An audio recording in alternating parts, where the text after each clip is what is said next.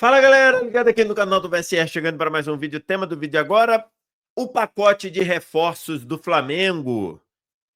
O que isso traz para o clube e como Felipe Luiz pode usar todos esses novos jogadores. Vamos falar sobre isso?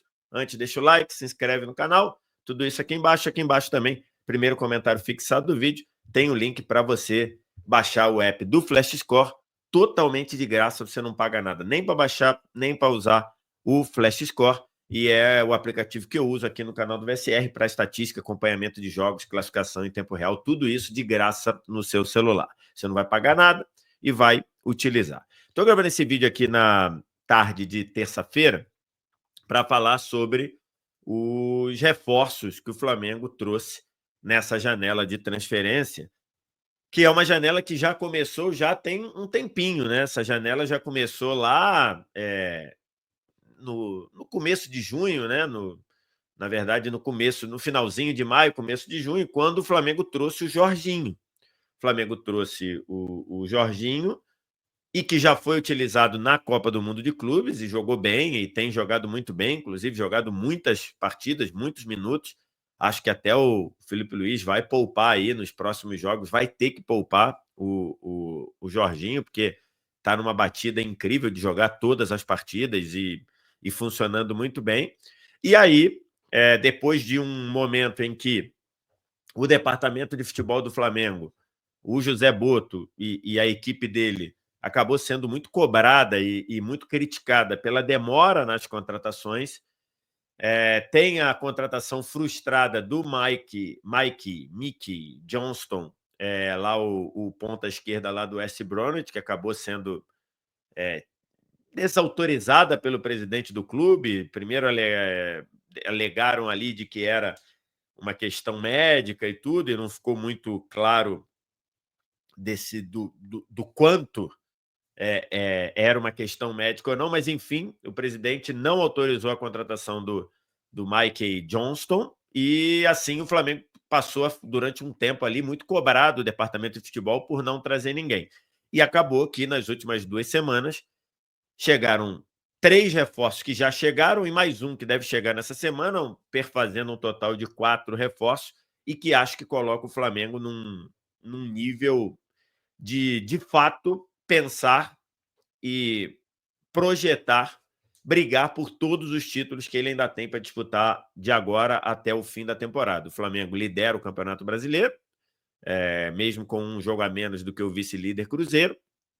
O Flamengo começa nesta semana a decidir um lugar nas quartas de final da Copa do Brasil, enfrentando o Atlético Mineiro. Primeiro jogo nesta quinta no Maracanã, o outro jogo na outra semana na Arena MRV, e depois de decidir a vaga com o Atlético Mineiro, nos 2 meios de semana seguintes começa a definição da vaga nas quartas de final da Libertadores. O Flamengo enfrenta outro time brasileiro, né? Enfrenta o Internacional, primeiro jogo no Maracanã, segundo jogo no Beira-Rio, esse aí contra o Inter, decidido pela campanha, né? O Flamengo não fez uma boa campanha na fase de grupos da Libertadores, então vai decidir fora.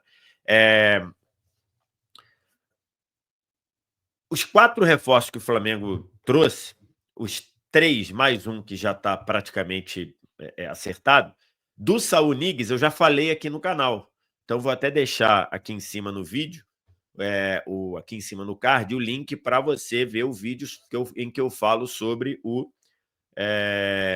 Saúl Ñíguez, né? Então, já falei ali, acho que é um bom reforço, acho que é um jogador com uma versatilidade importante para o que pede o Felipe Luiz, é um jogador que vem tendo decréscimo nos seus minutos jogados nos últimos tempos, mas acho que sendo utilizado aqui como um jogador de rotação, sendo usado aqui no jogo que se joga aqui no futebol brasileiro, eu acho que ele pode dar um bom impacto, ora jogando como um segundo homem no meio-campo, ora jogando aberto ou pela direita ou pela esquerda, mais pela direita, fazendo aquele falso ponta, aquele ponta que aparece no momento de ataque e volta marcando. Eventualmente pode jogar ali no lugar de um Arrascaeta, precisando dosar minutos. Então, acho que o Saul Niguez é um bom reforço, veio a custo zero, né? Ele rescindiu com o Atlético de Madrid, mas não é o jogador da intensidade, do ritmo que ele já foi, que ele era há 3, 4 anos atrás. Falei sobre isso no vídeo que eu falo especificamente do Saul e que tem o card aqui em cima. E aí aqui eu vou falar de Emerson Royal, de Samu Lino e de Carrascal. Vamos começar falando com o Emerson Royal, que foi apresentado nesta terça-feira, no dia que eu estou gravando esse vídeo. Vamos lá, o que eu penso do Emerson Royal? Eu acho que o Emerson Royal ele é um jogador com características muito parecidas com a do Wesley, que é quem está saindo.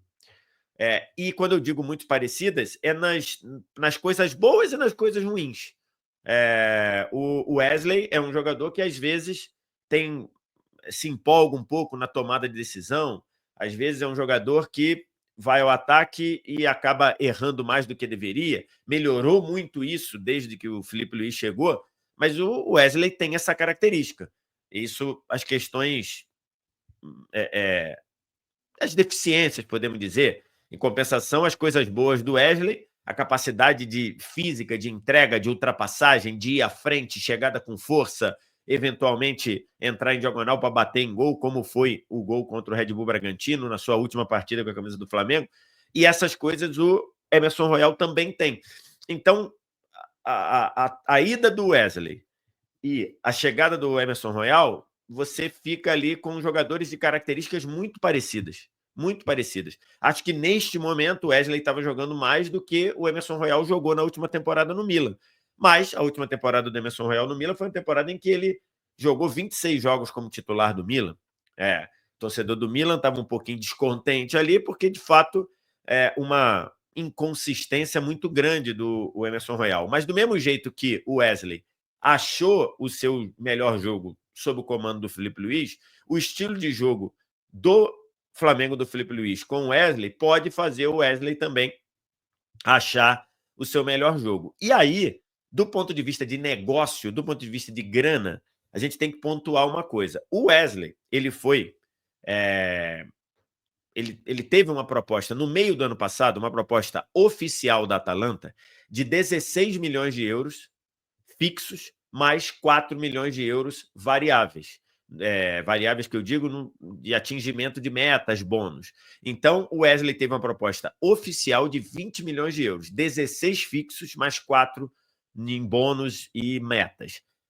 O Flamengo não vendeu e na época lá ficou que o Flamengo perdeu o prazo para mandar a documentação, a janela fechou e tudo. Acho que ali ficou muito claro que o Flamengo, a diretoria do Flamengo naquele momento, ainda comandada pelo Marcos Braz e tudo, não queria vender. Acabou que ele não foi vendido. Foi importantíssimo na campanha da Copa do Brasil, do título. O Wesley jogou muito na campanha da reta final da Copa do Brasil. Para mim, na minha avaliação, o Wesley foi o melhor jogador do Flamengo, contando os 2 jogos da Copa do Brasil, contando ida e volta, na final contra o Atlético Mineiro. E aí o Wesley só se valorizou, chegou à seleção brasileira, jogou bem na maior parte do tempo nesse ano, fez uma boa Copa do Mundo de Clubes, apesar daquele erro contra o Chelsea. No geral, a expectativa e a entrega do Wesley foi uma entrega boa, e o Wesley só se valorizou. Para quanto? 25 milhões de euros fixos e 5 milhões de euros em bônus, em metas. Ou seja, no ano passado, o Flamengo ia receber de valor fixo 16 milhões de euros pelo Wesley. Ao vender neste ano com o Wesley mais valorizado, inclusive convocado para a seleção, esses 16 milhões de euros fixos pularam para 25 milhões de euros. Então, só a diferença, 9 milhões de euros, só na diferença do que o Wesley ia render ao Flamengo e a diferença do que ele de fato rendeu, 16 milhões de euros fixos para 25 milhões de euros fixos, só essa diferença de 9 milhões foi o que custou o Emerson Royal. Então, eu acho que nesse balanço o Flamengo fez um excelente negócio. O Flamengo vendeu o Wesley por 25 e foi buscar uma reposição, um jogador com bagagem, um jogador rodado, um jogador que foi contratado pelo Barcelona, jogou bem no Betis, tem passagem por Premier League, a maior parte do tempo jogando mal ou jogando não num nível que atendeu ao que queria. Foi titular uma temporada do Milan. Então o Flamengo vai trazer um jogador que tem passagem por seleção brasileira, que acabou sumindo das convocações depois daquela expulsão lá contra o Equador, ainda na era Tite, mas que é um jogador com bagagem de seleção brasileira e pagando por ele 9 milhões de euros, que é a diferença de valorização do Wesley. Ele ia render 16, rendeu 25. Então, acho que é uma boa... acho que foi uma boa venda e acho que vale você trazer o Emerson Royal para o que ele pode oferecer. Aí o Flamengo fica com Varela e Emerson Royal. O Varela tem jogado bem e é um lateral um pouco mais construtor, é um lateral um pouco mais de manter a posse, não vai à frente com tanta força ofensiva, com tanta força física, mas é um lateral que tem ido bem ao ataque. E o Emerson Royal com uma outra característica, um lateral mais de avançar, de romper linhas, de passar por cima da marcação e tudo. Então, acho que funciona bem a ida essa vinda do Emerson Royal por 9 milhões de euros, que, repito, só a diferença do que o Wesley valorizou já rendeu ali. O Saul, como eu falei, eu não vejo o Saul em tudo funcionando, não vejo o Saul como titular. Acho que o Saul chega para compor o elenco, chega para participar da rotação. Se o Pulgar estiver de volta, eu acho que Pulgar e Jorginho são os titulares. Enquanto o Pulgar não volta, Pulgar deve voltar lá no final de outubro, por ali. Ali você tem Jorginho titular e o outro acho que vai rodar. Pode ser o Saul, pode ser o Alan, pode ser o Alan, né? Pode ser... Quem mais pode jogar por ali? Acho que basicamente esses dois, né? Everton Araújo, talvez. Então, assim, hoje vejo o Saul chegando, podendo ou jogar aberto pela direita, num falso ponta, ou sendo esse segundo volante enquanto o Pulgar está fora. O Emerson Royal, eu acho que ele tem condição de ser titular, mas nesse primeiro momento o titular vai se manter o Varela, né? Porque o Varela tem jogado bem, tem funcionado dentro do que o Felipe Luiz quer. Acho que em alguns contextos de jogo o Emerson Royal, de repente, um time que é um pouco mais agressivo, que vai dar espaço atrás, pode ser que coloque o Emerson Royal. E aí a gente chega no nome do Samuel Lino, né? O Samuel Lino, a gente está falando de um jogador que, 2 anos atrás, foi eleito o melhor jogador, ou foi considerado um dos melhores jogadores da temporada do Atlético de Madrid. A gente está falando de um jogador que teve proposta para ir para o Napoli. A gente está falando do Napoli, atual campeão italiano, um jogador de um time de Champions League nesta temporada, chega à Champions League como campeão italiano e queria o Samuel Lino. Queria pagar ali uma quantia entre 24, 25, 26 milhões de euros para ter o Samuel Lino. Não é um jogador como hoje, por exemplo, é o Saúl Ñíguez, que um jogador que não tem mais mercado na segunda prateleira da Europa. Né? O Saúl Ñíguez jogou no Sevilha, estava indo para o Trabzonspor da Turquia. O Samuel Lino, ele tinha proposta para ir para o Napoli, para eventualmente ser titular do Napoli, ou jogar muitos minutos como titular do Napoli. Então, ele é um jogador que ainda chega num nível, num estágio de carreira, em que ele poderia jogar num time de ligas importantes da Europa. Então, assim, é uma contratação de impacto para o Flamengo. É um ponta que vai te dar 1 contra 1 pelo lado esquerdo, aceleração pelo lado esquerdo. Se entrar em diagonal para bater em gol, faz isso muito bem. Vai bem no drible, abre o corredor para quem ultrapassa, aparece para uma tabela para sair para tabelar, entra na área para fazer gol. Então, assim, é um jogador que, pelas características que ele tem, e um jogador que, pelo estágio que ele está, é um jogador que chega num momento muito importante e que chega para gerar impacto no Flamengo. Vejo o Samuel Lino chegando como titular do time, sem pensar 2 vezes, ainda que o Bruno Henrique esteja jogando bem em alguns momentos, fazendo esse papel ali pelo lado esquerdo. Acho que o Samuel Lino hoje, todos os jogadores que podem atuar na ponta esquerda do Flamengo, Cebolinha, Michael, o próprio Bruno Henrique, eventualmente o Ayrton Lucas quebrando um galho ali, como já aconteceu, eu vejo o Samuel Lino fazendo tudo isso melhor e de forma mais intensa e de forma mais elaborada. Então, é uma contratação que eu acho excelente do Flamengo. E aí a gente tem que considerar para o Samuel Lino o preço. O Samuel Lino está custando 22 milhões de euros, com possíveis 24, dependendo de metas, né? É uma contratação muito cara e que, logicamente, ele será cobrado pensando na capacidade dele. Ele vai ser cobrado para decidir pensando no que ele custou. Acho que isso tem muito que ser colocado em conta, tem muito que ser considerado. É lógico que um jogador que custa 22 milhões de euros para o padrão do futebol brasileiro, ele vai ser muito cobrado. Ele vai ser cobrado para decidir jogo.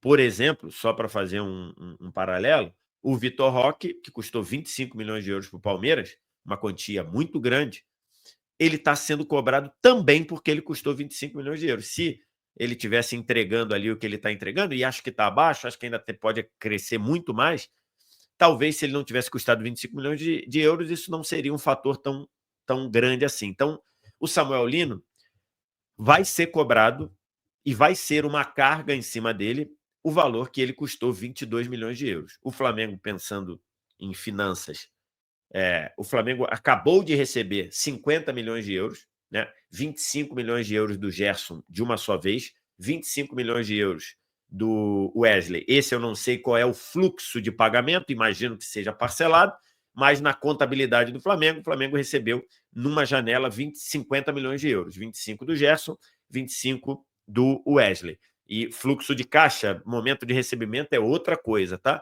Então, o Flamengo, do ponto de vista... E porque também ele vai pagar esses jogadores de forma parcelada. Ele vai pagar o Emerson Royal de forma parcelada, vai pagar o Lino de forma parcelada. Então, o Flamengo faz movimentos de acordo com a sua capacidade de receita. O Flamengo ganhou aí, se você botar o líquido, ganhou na casa de 100 milhões de euros, 100 milhões de euros, 100 milhões de reais na Copa do Mundo de Clubes, entre o que ganhou ali de premiação, menos o que abateu de imposto e tudo mais. Então, o Flamengo ganhou ali na casa de 100 milhões de reais, mais 25 milhões de euros, mais do Gerson, mais 25 milhões de euros e do Wesley. Então, o Flamengo tem uma atitude, digamos, ousada, você pagar 22 milhões de euros num jogador que poderia estar deixando o Atlético de Madrid para ir para o Napoli, mas como o Flamengo viu no jogador características muito importantes para o jogo que o Felipe Luiz quer fazer, acho que é uma excelente contratação.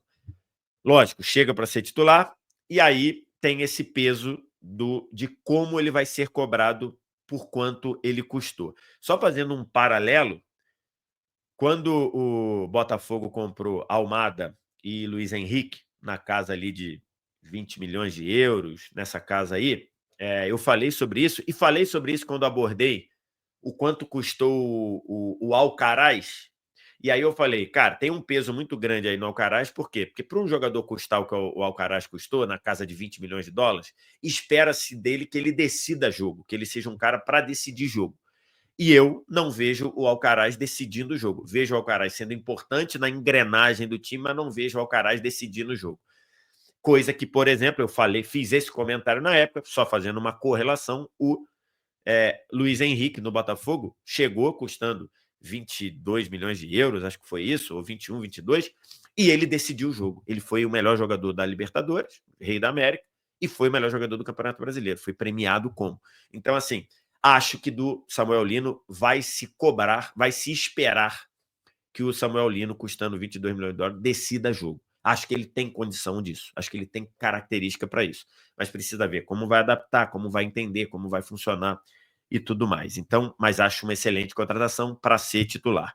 E para fechar, ainda nesta semana, o Flamengo deve receber o Jorge Carrascal, o meia colombiano do Dinamo Moscou, que virou uma novela para o Flamengo contratar o Carrascal. Acho até que uma novela que durante um tempo eu acho que o Flamengo insistiu demais e acho que o Flamengo aceitou pagar demais pelo Carrascal. Até teve uma questão ali sobre a análise dos números do Carrascal, que eu até fiz uma correção no de placa, né? que eu tinha dito que o Carrascal tinha custado 3,5 milhões, então a valorização dele ia pular de 3,5 para 12. Na verdade, a minha informação inicial estava errada. O Carrascal custou 7 milhões de euros, um pouco menos de 7 milhões de euros, 2 anos atrás, por 100% dos direitos do Carrascal. O Dinamo de Moscou comprou, e agora o Flamengo está pagando por ele 12 milhões de euros. Eu acho, a minha visão, eu acho que o Carrascal, com 28 anos de idade, ele não justificou uma valorização de quase 100% em 2 anos. É o que eu penso, tá? Mas acho que é um jogador de qualidade, acho que é um jogador com uma técnica apurada, um jogador que pode jogar também mais de uma função na frente. Ele pode ser um reserva para o Arrascaeta nessa armação por dentro, ele pode jogar, pode ser um ponta mais criativo pelo lado. Acho que é um jogador que eu acho que o preço dele está acima do que eu pagaria. Mas o Flamengo, tendo os recursos, acha que 12 milhões de euros é um valor razoável para ele. E aí tem a questão, né? O Flamengo acabou de receber 25 milhões de euros do Zenit pelo Gerson à vista. O time russo, Dinamo Moscou, que está vendendo, sabe que o Flamengo está com dinheiro, então sobe o preço. Faz parte do jogo do mercado. Então, e acho que durante muito tempo o Flamengo ficou só com a fixação no Carrascal. Então, acho que diante da dificuldade, diante da forma como o Dinamo Moscou estava fazendo o jogo duro, eu acho que o Flamengo deveria ter pensado numa outra situação. Mas acho que o Carrascal chega, é um jogador muito bem referenciado pelo Felipe Luiz para fazer esse jogador de criatividade por dentro, para eventualmente jogar da ponta para o meio, construindo, sendo um ponta mais construtor. Acho que é um jogador que pode encorpar bastante o elenco. Neste primeiro momento, não vejo o Carrascal sendo titular. Acho que do meio para frente, a não ser que o Arrascaeta não consiga ou caia de produção, acho que o Arrascaeta está jogando abaixo do que ele pode, mas a menos que ele caia muito de produção, acho que o Carrascal chega num primeiro momento também para compor o elenco. O Luiz Araújo é um dos melhores jogadores do Flamengo na atualidade. Se ele chega para ser um substituto do Arrascaeta, não serve para ser substituto do Arrascaeta em data FIFA, né? Porque o Carrascal também é convocado pela seleção colombiana. Se o Arrascaeta vai para o Uruguai, o Carrascal vai para a seleção colombiana. Então, mas acho que é um jogador que pode descansar minutos, é um jogador de boa técnica, um jogador que sabe o que fazer de frente, na frente da área ali, na meia-lua. Então, acho que é um bom reforço. Olhando tudo que a gente vê, eu ainda sinto falta do Flamengo contratar um volante um pouco mais pegador, ainda mais considerando a lesão do Pulgar, né? O Pulgar teve uma lesão no quinto metatarso, não sei quando ele volta, deve voltar ali para outubro, meio de outubro, ou um pouquinho depois, a não ser que ele tenha uma super recuperação para voltar antes.